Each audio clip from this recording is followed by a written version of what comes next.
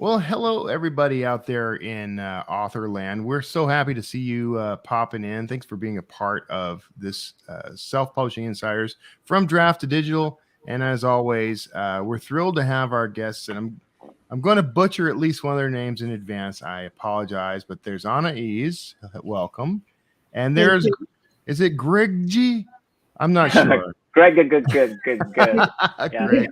Gregg McBride, and anybody who is a longtime listener of this show or of my Wordslinger podcast when that was still alive and kicking, recognizes Greg as a return guest. One of my favorite people. I'm sure Anaïs is also going to become one of my favorite people, at least by the end of this broadcast. So, welcome to both of you. Thanks for popping in with us. Thank you for having us. Yeah, So- glad to be back and glad to bring a new person to this and our beautiful, talented Anaïs. We're Also adding a to our writer. circle. Also a writer. We Oh, are. good. I love multi-talented people. Multi-hyphenates are my favorite kind of people. So all right.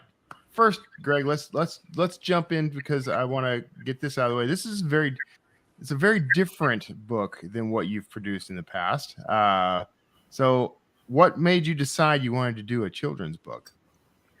Well, I have had this story in my head for, gosh, I want to say since I was little. I mean, I just always had this story about a little bumblebee that wanted to do anything but make honey, and everyone telling him, no, got to make honey.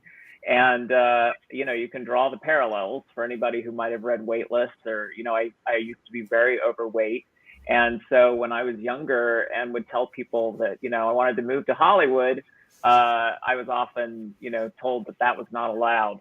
And so, again, the story has just always been in me, and I've always had an urge to do a children's book, but I'm sure as you and many of the people watching know, children's books is probably more complicated than any other book that you're doing because it is such a art unto itself. Yeah.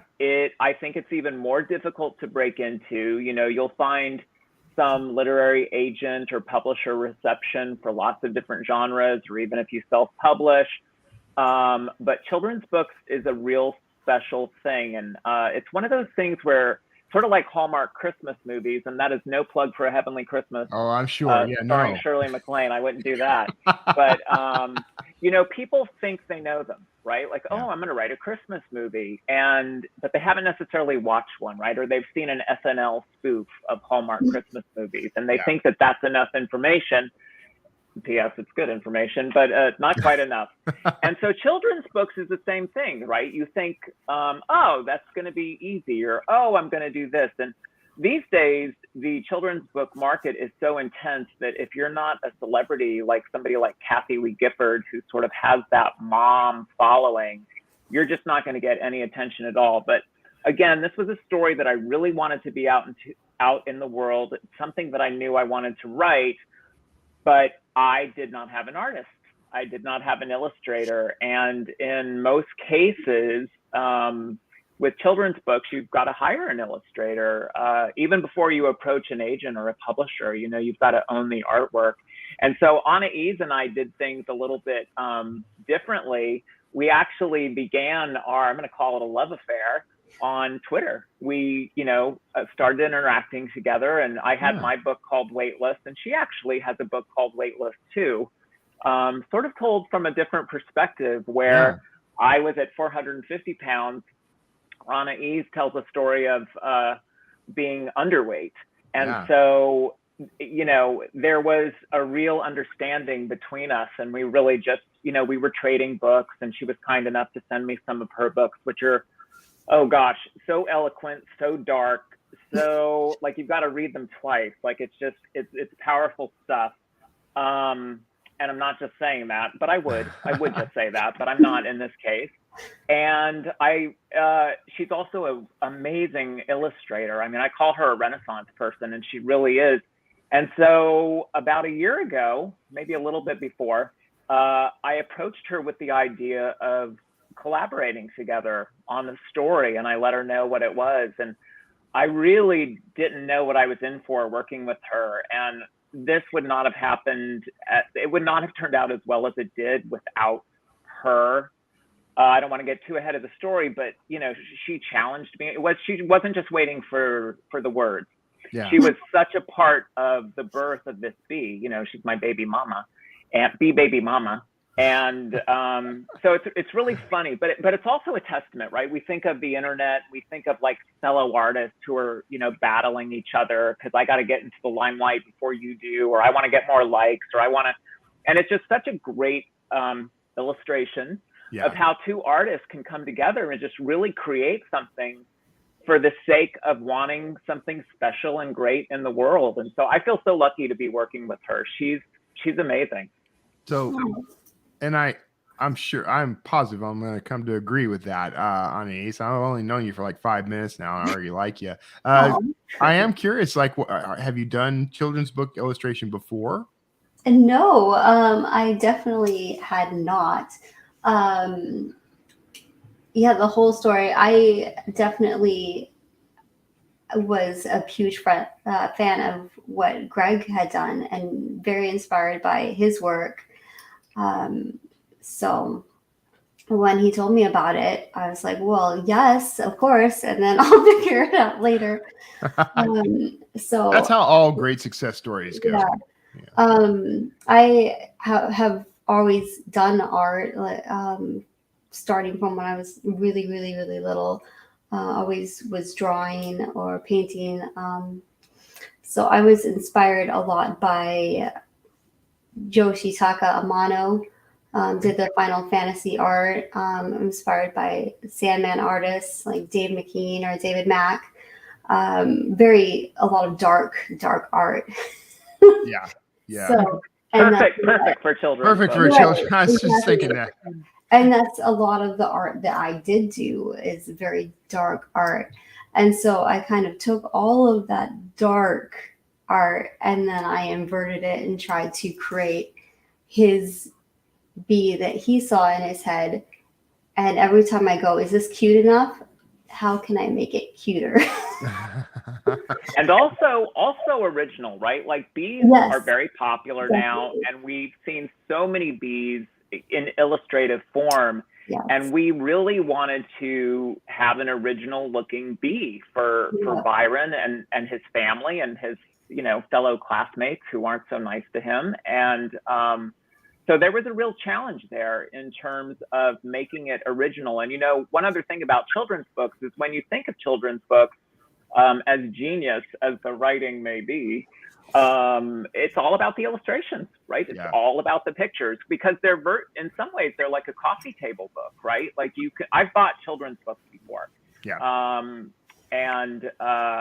If you love the illustrations, those can be inspiring. And then if they also flow with the words, and since Anaïs is also an author, and listen, since I have an advertising background and I can sketch, I'm no artist like Anaïs is, but it was really, there were no boundaries. There was no, okay, I'm doing this, you're doing this.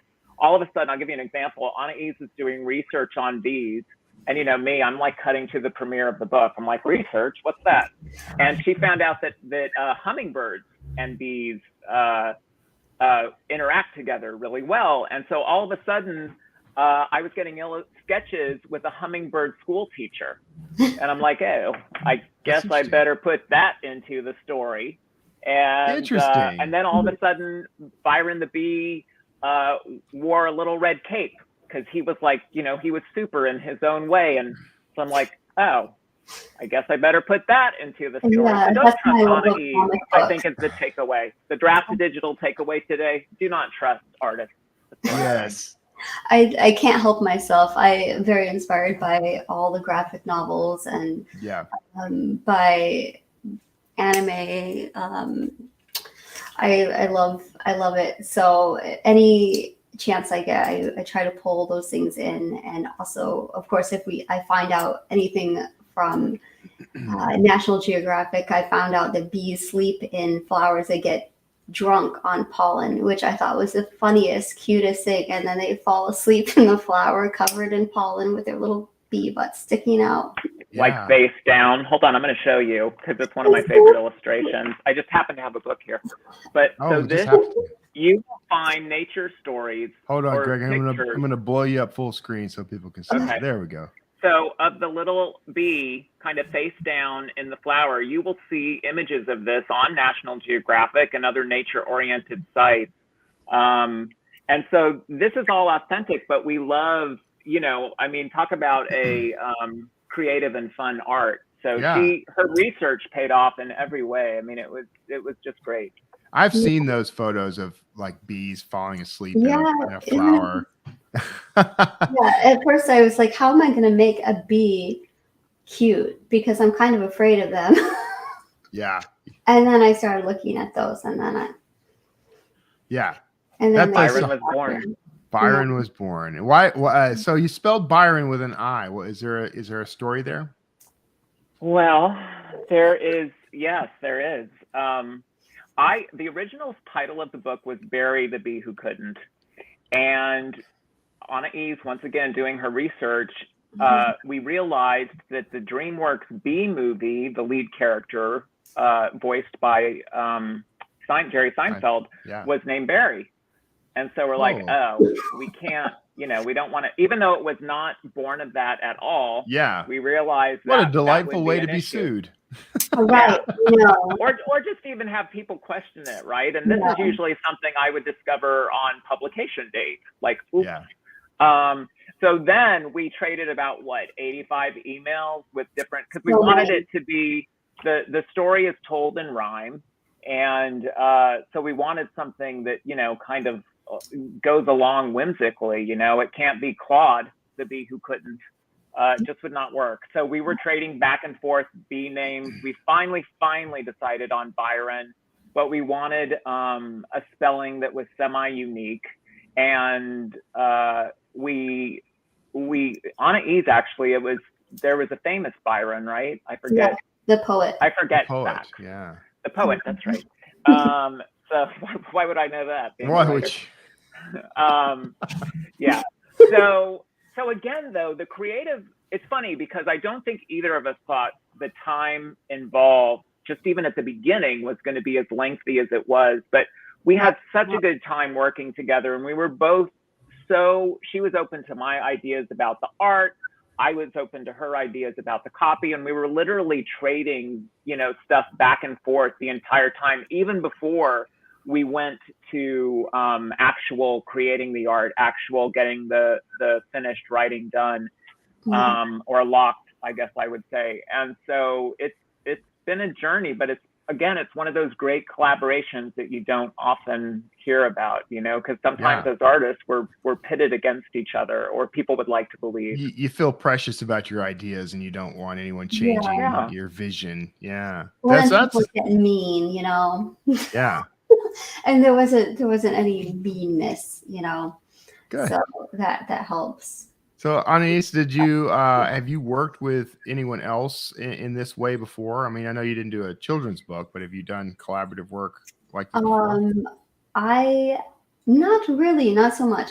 I've been in bands. I do music and I've sang opera, so I've worked with musicians. And well, you really are a Renaissance girl. You've got it all. Wow. So if you work with music, like for opera, you have to work with other people, and you have to really listen to the person that is going to be playing the piano for you, for example. If you don't, you're toast. Yeah. So things like that, but not a book. I usually wrote all of my books. But now I'm actually writing a book with somebody else. So, and I never probably would have been as open to it if I hadn't worked with Gregg. Now you have an experience and process to draw from. So yes. Yeah. You guys, you gotta be careful about these things. Suddenly it's addictive. You're working with everybody. So we've got some questions have popped in. Are you guys okay with answering some questions? We sure are. Several from one person in particular. We'll try to spread these out a little. Let's go to JD from YouTube. So he asks, how was the process in collaboration between both of you? I guess, what was that process like for you two? Lots of emails, lots of text messages, lots of phone calls, but always, at least from my end, it was always with excitement. And I don't know, I guess it wasn't an accident, but I get up very early to work out. I'm up at 4:30 a.m. And as it happens, she is up at those hours too. So we would have very lengthy conversations, during the 4 a.m. hour. And we would, not only got to know each other better, although we were already, friends by the time I had approached her to do something like this, but, just trading ideas, trading research, we would text each other, write each other. So again, it never felt like work for me. And I don't think for Anaïs either, which, again, we really wanted to create something perennial, something that inspired people, no matter how old they are, even adults. We would read to test audiences of, adult friends, and they would get tears in their eyes. And that's the last time I serve onions while I'm reading a book, but it's but yeah. So in answer to JD's question, I would say it was very Anaïs-y. Wow. It was very chatty, very, very chatty. And sometimes it was like not about the book at all. Yeah. Sometimes it was just I found this puppy picture. You have to see it now. Yeah. Or even we both are always working on multiple projects, and so if I was working on a deck for a new script, I would share it with her, or if she was working on something new, she would share it with me. So again, it was just very encouraging and collaborative, which is what we would hope, art would be, no matter what form it takes. And, I'm just grateful for that. And I would like to think that it shows on the page too, because, if the words and the imagery don't work in sync, then I think something's going to be missing, especially from a children's book. Yeah, I think so. And then there was things like that were going on in Gregg's life that I tried to include in the book. Like he had foster kittens, and one kitten in particular, Pitch, that we put into the book, and I illustrated Pitch into the book in several places, so that he'd always have that kitten. Even though. How nice! That's nice. Yeah, I follow all of the kitten adventures on Gregg's Twitter feed. Kitten adventures. You can hardly help it if you're connected to Gregg. You're going to see lots of latte.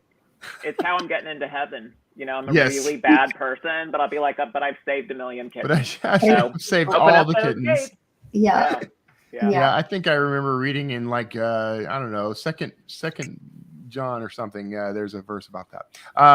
So here's a good one.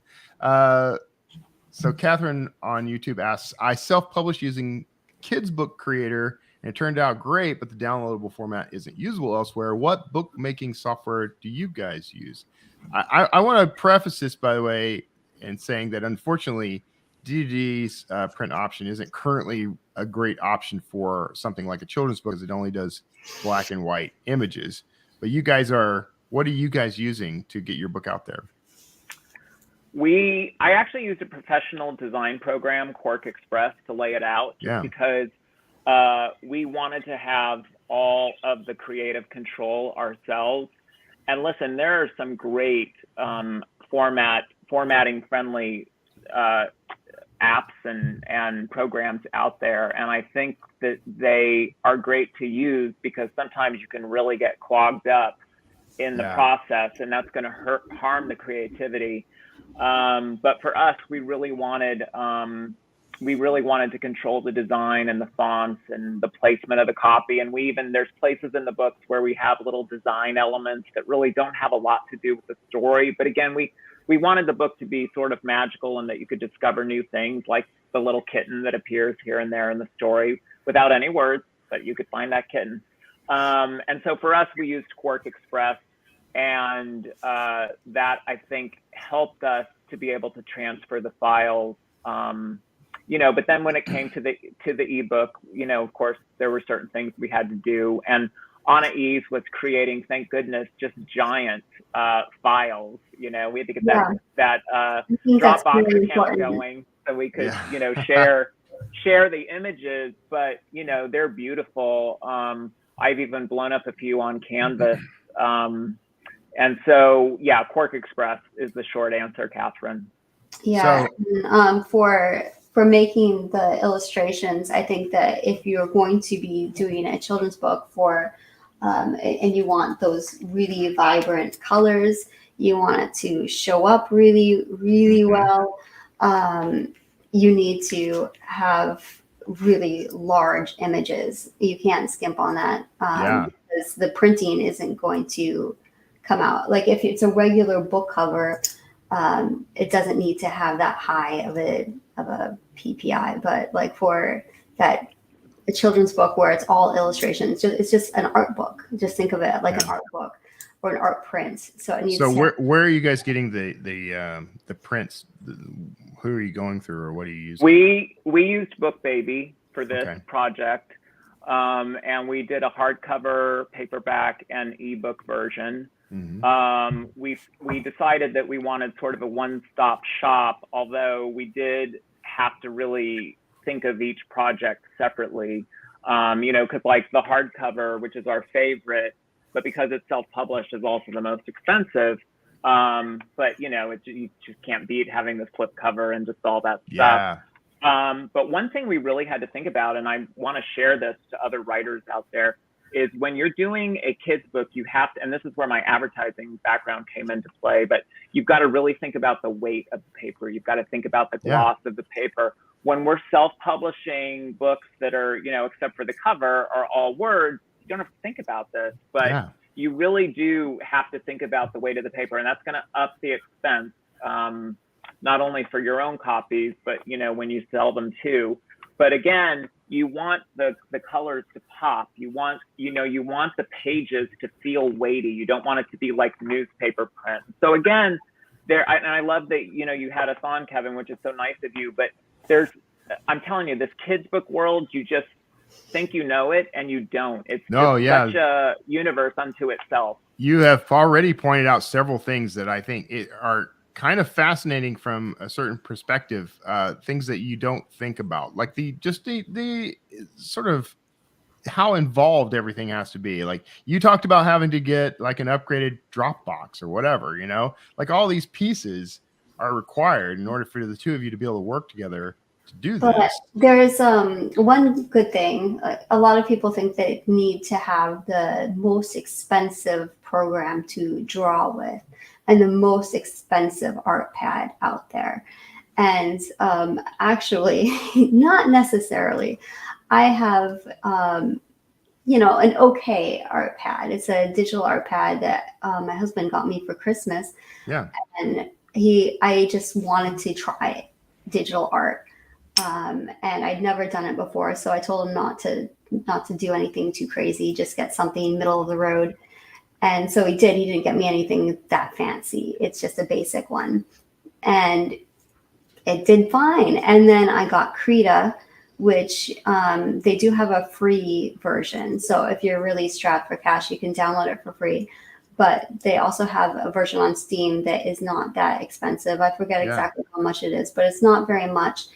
And I use Krita to make all of these. And it's very easy to use program. It can get as complicated as you want. They have plenty of tutorials that you can watch by very talented artists making incredible art. So if you want to learn how to do art for children's books. These days, that stuff is so accessible to people. Like I do a lot of illustration on the iPad, my iPad, on a program called Procreate. Right. And that's relatively, you know, given that iPads are expensive in and of themselves, but, you know, for a relatively low investment, you've got this tool that lets you just create. You can write, you can illustrate, you can do the whole package. Exactly. Yeah. So you don't have to make a huge sacrifice to find out if you're good at it, you know? Great. Yeah. Greg, I have a comment from Alyssa. She's our designer at Draft Digital, calling you out on Quark Express. Yeah. And I admit, when you said that, I'm like, wow, I have not heard that in a very long time. Well, it's also a plug for Jurassic Park. They're one of the big sponsors. Just kidding. Yeah, Quark Express sort of died a few years ago, and then, in zombie fashion, sort of came back to life. And it's funny, I just never embraced InDesign when I was in advertising, clearly in a kindergarten exchange program. Quark Express is what was used. And so I've always used Quark Express in Photoshop. We used Photoshop for this project as well if I needed to darken something slightly so copy would pop or whatever it was. And so I just always, liked Quark Express. And luckily they have come back from the dead. They are out there. And so for us, that worked. As it happened, BookBaby had templates that were in Quark Express as well. Oh, wow. Okay. But, I will also say that the amount of research that we had to do in addition to the templates, again, it is such a different beast, and it can get frustrating sometimes because of all the technical stuff that has to happen. And, Anaïs would, get a phone call or a text and it'd be like, look, I need you to take the illustration this much higher, or I need you to, it's going to be in this shape of box, not in that shape of box. And so and as usual, as an artist, you can do all the research in the world and then you're still going to have surprises. So for me, Quark Express was not going to be a surprise. So yes, I got out my cane and my little walker and I used Quark Express. I used to use Quark Express back in the day. So I think you and I are probably approximately the same age. So 29, yeah. So 28, 29 years old. More questions popping up. I'm not even going to attempt to pronounce this name. I'm sorry. But from Twitter, from your experience, do ebooks or print books for children sell better? Is it even worth it to produce ebooks for kids? I love that question came up. And I actually was thinking of this earlier today. There's a part of me, I'm so happy to have the print books, and especially the hardcover, like to be able to hold it, and even the paperback. But it's 32 pages, which is standard for print books. So the paperback isn't quite as lofty as, the hardcover. Yeah. But if I did it again, to keep expenses reined in, I might just do an ebook. And we really, when we plug the book and we want it to be popular and we want people to get it and be delighted by it and turn to it all the time. But ebooks, you can buy them without thinking twice, right? You can price them at a price point where people are like, oh yeah, let me add this to my cart, or let me add this to my Kindle or my reader or whatever it is. And so I think that's such a good question. And you might want to go the ebook route first.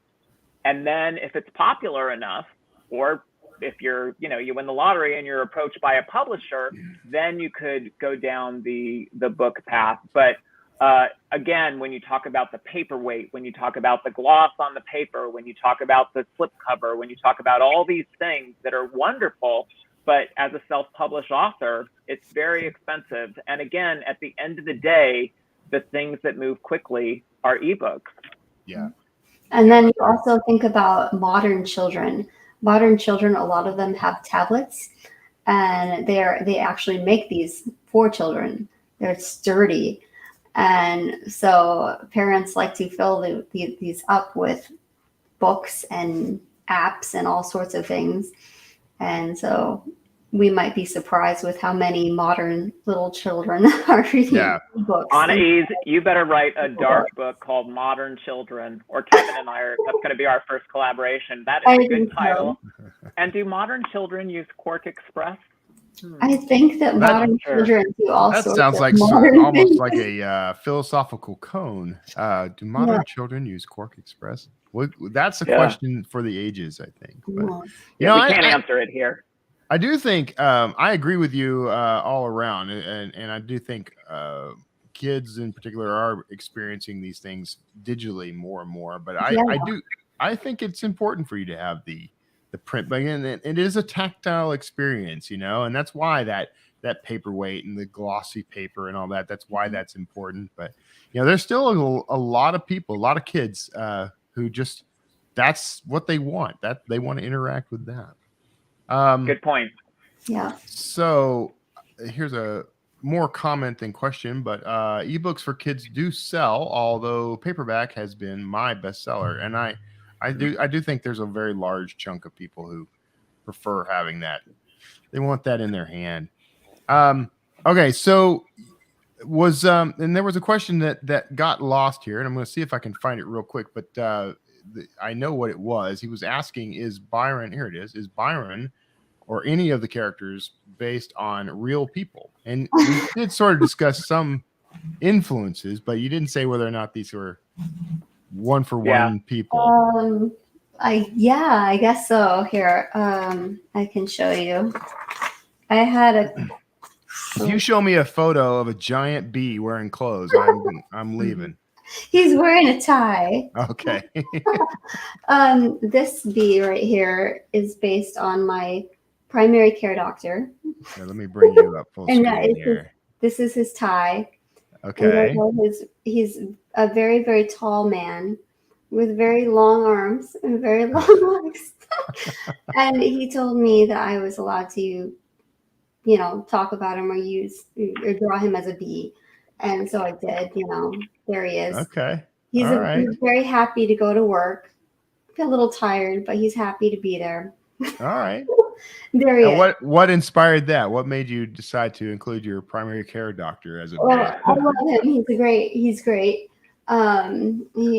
But I needed I needed a tie. I needed a worker going to work, and I realized I don't know anybody who wears a tie besides him. Okay. This is the beauty of Anaïs, right? Like, okay, we need a little bee worker walking into the hive. Okay, I'm going to do 8 days of research, and then I'll get back to you. And of course, the picture, as you just saw, has all these beautiful little details in it, of the hive itself, the flowers, all this stuff. But, that the bee is based on her primary care physician is just amazing. And, I think going beyond that, too, I think there's a little bit of Byron in everybody. He has parents, he has friends.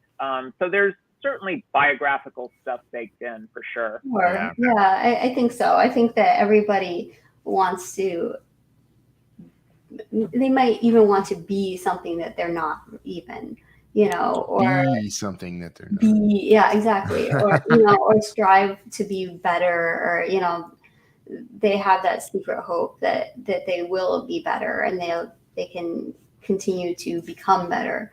It's a journey. And so, he's a good one to use for me because he had that journey. He was an engineer, and he didn't, he changed, and then he became a physician, and he's a very optimistic person. And so he's perfect. He's a perfect optimistic bee. Yeah. And he's bee positive. He's bee positive, right? See, you're not the only one who can do the dad joke. No, you should be a writer. Well, you should. There's other people too. I have on the dressmaker. My sister is making dresses. She's a really good seamstress, and so she is in the fashion designer. Her dress that she was working on. Yeah. We need a fashion designer, so. I already know I'm going to take ribbing in Slack at Draft Digital for all the dad jokes and puns. So keep them coming. There it is. Bring it up a little. Okay. There's my sister's dress. Designer. Yeah, that's hilarious. Yeah. So, I mean, there's probably so many and things that I don't even know about because that's how brains work. Like lots of little Easter eggs and things in there. There definitely are. Yeah, Kevin, good. It's interesting that you bring up the puns and stuff too, because at one point we had more in there just because they were fun. And we never forgot that we were writing for a target audience of 3 to 5, AKA myself. 32 pages, perfect length. But we wanted the story to be classic. So we really made an effort to not be too cute. Obviously it's fun. The you know, and the subject matter lends itself to some puns and that sort of thing. And you know, we do have some fun with it, but we wanted something that wouldn't be old the second time you read it, or that wouldn't stop the story, right? That's the worst thing you could do is stop the reader. And so if something was too cute or too pun oriented, it might not, you know, be as lasting as we hope this story will be. Now, are we having fun with all the bee puns in, you know, our Twitter feed and things like that? Yes, absolutely. And that's absolutely, maybe honey. That's the I see what you did there. That may be actually the better place for that stuff to happen, really, because you know it can get a little cloying when it's the entire book, but you know you're celebrating it. I like that. You know. Yeah, you know, I think that it's fun to have little hidden things too. You know, for kids can look at it and get a little bit of enjoyment from things. And then you have a bee going to real estate. That's ridiculous. And that's something that adults can appreciate, because adults they know about real estate, and then they can explain that to kids, because kids love learning things. And then you have this random bee flying around, and he's wearing the outfit the prince wore. Yeah. Which is it? Oh yeah. Oh, the outfit that Prince wore. That's funny. Right. And so it's a little something extra for people who are older, you know. Yeah. Or who have to read the book to their kids 80 times. Exactly. Which we hope happens. Which yeah. So they might have a different soundtrack going in their head. Yeah. You know? Yeah. You've built in an excuse for them to personally interact with both the story and their kid. I want it to be a multi-layered story. We both do. That's what we wanted. We wanted to have lots of layers. What is the sort of moral of the whole book? Well, if we told you that, we would be revealing a twist, which we're not going to reveal. All right. Well, I won't ask for spoilers. There is a little twist, but listen, the moral of the story is you can be anything you want to be. I mean, it's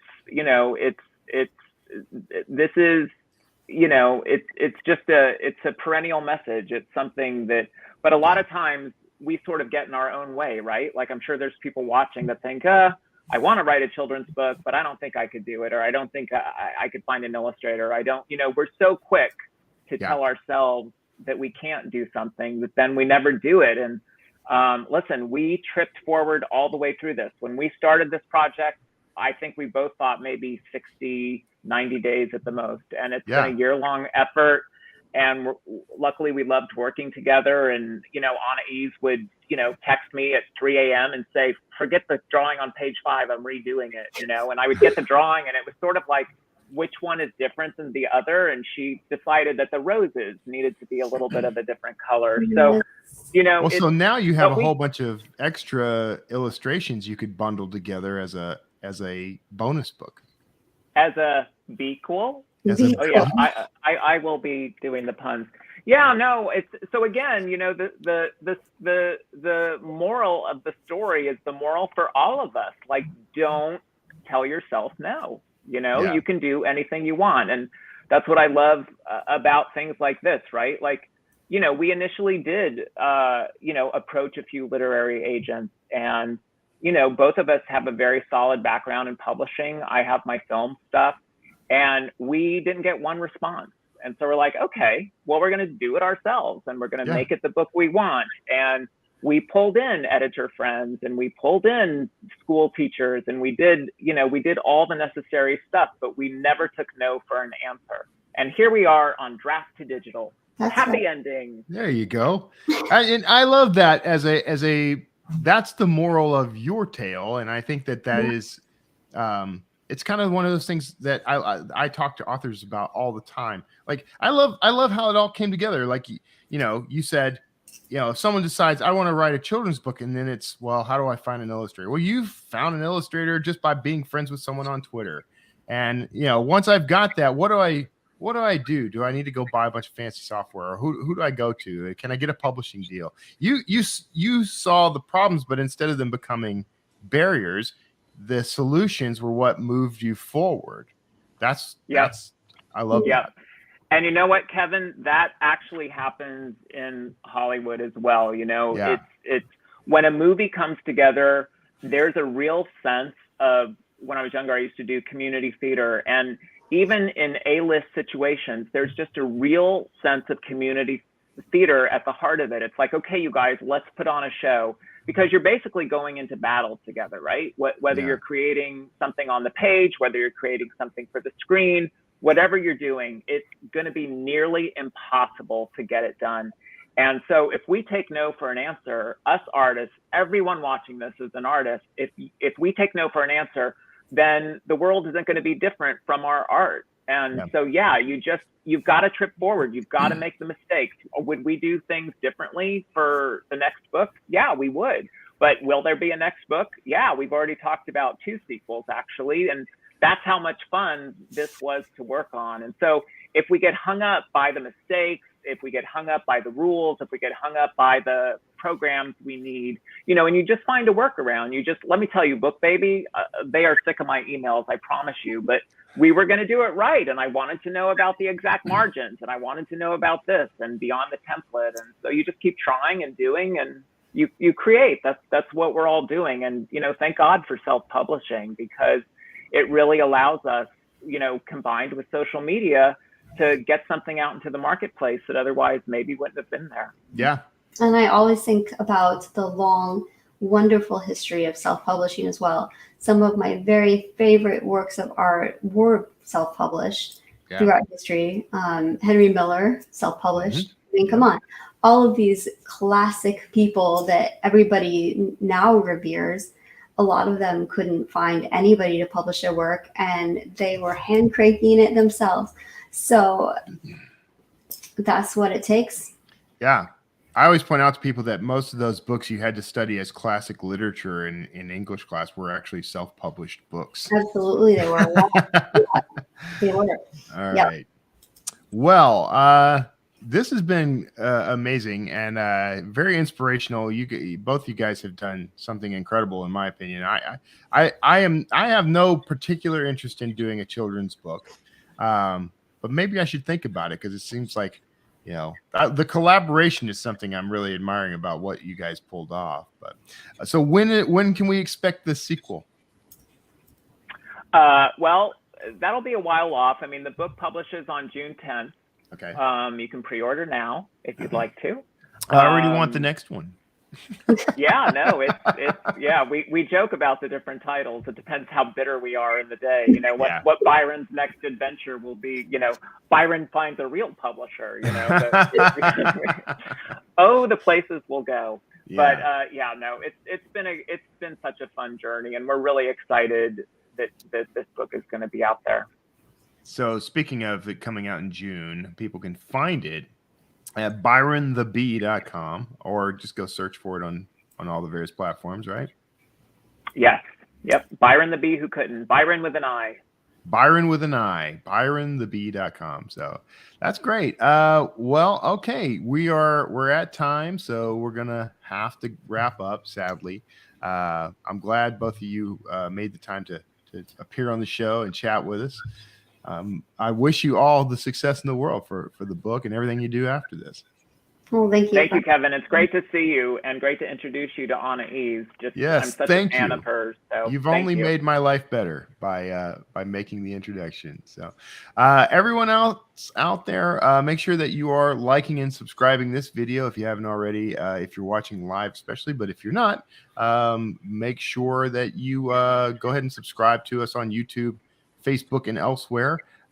In fact, the joke is always the same. If you put /draft2digital after just about any URL, you're sure to find us. So make sure you do that. And be sure to bookmark d2dlive.com, where you'll get little updates on what's coming up next, countdown timer, all that stuff, so that you can tune in on these live events. If you're catching us in the podcast later, you are also welcome to check out d2dlive.com. So, all right, that's going to wrap us up. Greg, Anaïs, thank you both so much. Thank you, Byron, for making an appearance right here at the end.